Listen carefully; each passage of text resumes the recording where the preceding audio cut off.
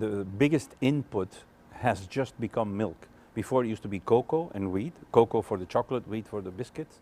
But because of the enormous price increase we've seen in milk, now in dollars, what is the most expensive input for us is milk, and milk prices have been going through the roof.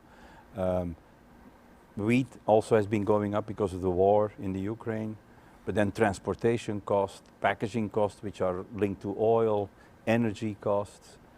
So it's sort of across the board, and even very small ingredients that we might normally buy $50 million of suddenly go up 100%, and now suddenly there's a cost of $50 million that suddenly appears somewhere that you didn't even know it was going to be a problem for you. So you get constantly surprised by what's going on. The inflation in input costs, I've worked in Latin America, I've seen it there, but I would never think that on a global basis we would see 12, 13% increase of our input cost this year, and very likely it's going to be the same next year. At this stage it looks like it's going to be the same. So it's a bit of an ongoing cycle, which is my biggest worry, that it's a one-off, but if it keeps on going, because it's some things have come down but others come up. Now the labor part is going to start to play a role because people will want to see their salaries go up. So we're getting in a little bit of a sort of a vicious circle, I would say, or a vicious cycle, and that's probably my biggest worry. Translating that in cost, in price, and then charging to the consumer. The pandemic has changed the way the consumer look at their spending, and suddenly taking care of themselves, indulging a little bit, having a biscuit, having a chocolate, living more or being more at home, enjoying home life, that certainly has changed the consumption and what people are prepared to pay for it. And so even if prices have gone up quite significantly around the world, consumption has not been affected so far. That's a bit of a surprise. You would normally expect that your consumption would suffer a little bit. Our categories don't tend to go down in a major way when there is a recession. It's a small out of pocket, and so people tend to sort of continue to buy our products.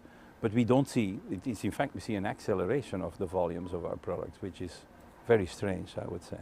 So you're able to raise prices a bit and you're seeing increases in volume. That's good on the demand side.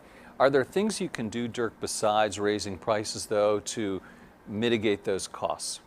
Yes, of course. The first area where we always go is can we lower costs somewhere else? If we're presented with an increase of one of our ingredients, what else can we do? And that's our first go-to. But to give you an idea, in a typical year, we call it net productivity, we aim for a 2% reduction of the cost as they were last year into this year. Then there's inflation that comes on top. And usually that inflation kind of balances out more or less, and we have to price a little bit, but that inflation on your input cost that you're seeing between net productivity and being pricing a little bit put away. But this year we're looking at 12, 13% inflation against 2% net productivity. There is no other way than to price, basically. So that's one thing we do. The other one that we do is in certain countries, consumers want to stay fixed on a price point. They want to pay $1 for their pack of Oreo, I say something, or $3 here in the US, and they really don't want to see that go above $3. So then you need to reduce the amount of product that you have in the pack. It's called PPA, price pack architecture, to keep that price point. So that's the second area, playing around with how much money or how much product is in each pack, changing the pack size, also spending less on promotions. We don't pull back, in fact we increase advertising because we want to make sure that consumers have our products still top of mind, or our brand still top of mind. And we also tend to see what other areas of cost reduction we can have that are not regular for us.